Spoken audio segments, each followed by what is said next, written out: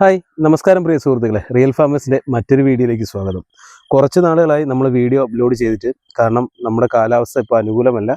പക്ഷേ നമ്മളെ കൃഷിക്ക് അനുയോജ്യമായിട്ട് ഉള്ള കാലാവസ്ഥയിലേക്ക് ഇപ്പോൾ മാറി വരികയാണ്. ഇനി നമ്മുടെ അടുത്ത ലക്ഷ്യം എന്ന് പറയുന്നത് ഓണവിപണിയാണ്.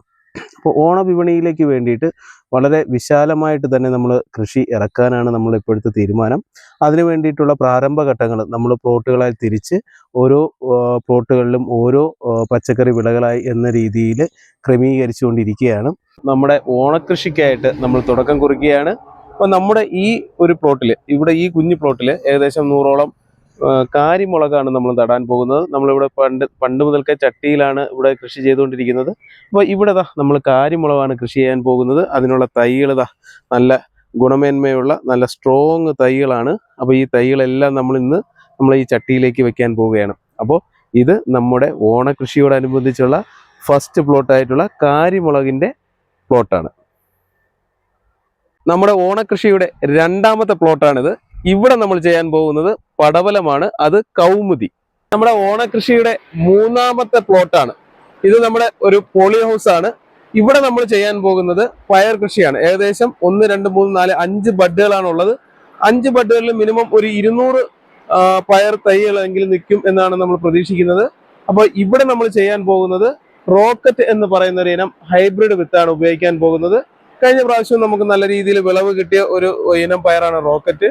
അധികമായിട്ട് ഇലച്ചിൽ, അതായത് ഇല കൂടുതൽ ഇല്ലാത്ത ഒരു ഇനമാണ് റോക്കറ്റ്. അതുകൊണ്ട് തന്നെ നമുക്ക് കൂടുതൽ തൈകൾ വെക്കാൻ കഴിയും. അതുകൊണ്ടാണ് നമ്മൾ ഈ മൂന്നാമത്തെ പ്ലോട്ടിൽ പയർ, അതായത് പോളി ഹൗസിനകത്ത് പയർ സജസ്റ്റ് ചെയ്തിരിക്കുന്നത്. ഇപ്പോൾ ഇവിടെ ഓണത്തിനായിട്ട് നമ്മൾ ചെയ്യാൻ പോകുന്ന പാവൽ കൃഷിയാണ്. ഏകദേശം ഒരു 10-20 പുറത്ത് ഡ്രമ്മുകളുണ്ട്. ആ ഡ്രമ്മുകളെല്ലാം കട്ട് ചെയ്ത് ഇങ്ങനെ അടിപൊളിയാക്കി വെച്ചുകൊണ്ടിരിക്കുകയാണ്. ഇനി കൂടുതൽ ഇതിനകത്ത് വളങ്ങളും എല്ലാം മിക്സ് ചെയ്ത് ഇട്ടുകൊണ്ടിരിക്കുകയാണ്. ശേഷം നമ്മൾ തൈകൾ നമ്മുടെ മഴമറയിൽ റെഡിയാവുന്നുണ്ട്. തൈകൾ ഇതിനകത്ത് വയ്ക്കും. ഇത് നമ്മുടെ 4ാമത്തെ പ്ലോട്ടാണ്. ഇവിടെ നമ്മൾ ട്രിപ്പ് ഇറിഗേഷൻ ചെയ്യാൻ വേണ്ടിയിട്ട് ബഡുകളെല്ലാം റെഡിയാക്കി ഇട്ടിരിക്കുകയാണ്. ഉടൻ തന്നെ ട്രിപ്പ് ഇറിഗേഷൻ്റെ സാധനങ്ങളെല്ലാം വന്നു കഴിഞ്ഞാൽ ഉടൻ തന്നെ നമ്മൾ ഇതിൻ്റെ ട്രിപ്പ് ഇറിഗേഷൻ ഇതെല്ലാം ചെയ്യും.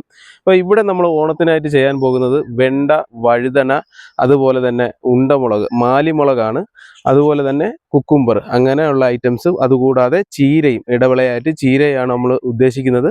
അപ്പോൾ ഇത് കണ്ടില്ലേ, അങ്ങേയറ്റം വരെയാണ് നമ്മൾ ഇട്ടിരിക്കുന്നത്. ഏകദേശം 10ഓളം ബഡുകളുണ്ട്. അപ്പം ഈ 10 ലൈനിലായിട്ടാണ് നമ്മൾ ഇവിടെ ഈ 4ാമത്തെ പ്ലോട്ടിൽ പച്ചക്കറികൾ സെറ്റ് ചെയ്യാൻ പോകുന്നത്. ഇത് നമ്മുടെ 6ാമത്തെ പ്ലോട്ടാണ്. നമ്മുടെ ഓണകൃഷിയോടനുബന്ധിച്ചുള്ള 6ാമത്തെ പ്ലോട്ട്. ഇവിടെ പ്രധാനമായിട്ടും വെണ്ട, പയർ, അതുപോലെ തന്നെ ചീര, കുക്കുംബർ, ഇങ്ങനെയുള്ള പച്ചക്കറികളാണ് ഇവിടെ കൃഷി ചെയ്യാൻ ഉദ്ദേശിക്കുന്നത്. അപ്പോൾ നമ്മുടെ ഈ പ്രാവശ്യത്തെ ഓണകൃഷിയോടനുബന്ധിച്ചുള്ള വിവിധ പ്ലോട്ടുകളെ കുറിച്ചുള്ള ഒരു ചെറിയ വിവരണം മാത്രമാണ് ഇപ്പോൾ നിങ്ങൾക്ക് നൽകിയത്.